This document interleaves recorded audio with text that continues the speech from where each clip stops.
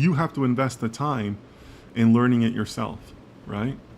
I was thinking about this a couple of weeks back, and I've shared this before. I must have done like 50 EDA exercises on my own after my graduate studies before I was ready for an interview. I had this time period that I took to myself to dedicate myself to the craft of data science. And that was something that I did completely on my own.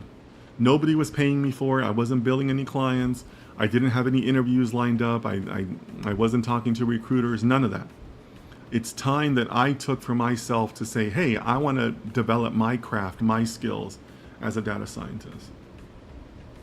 So is that the only way to do it? No, there's other ways to do it.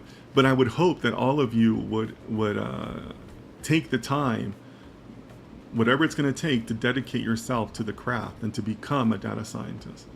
Because if you do that, then you don't have to worry about cracking the interview. You'll pass the interviews because it'll come across, right?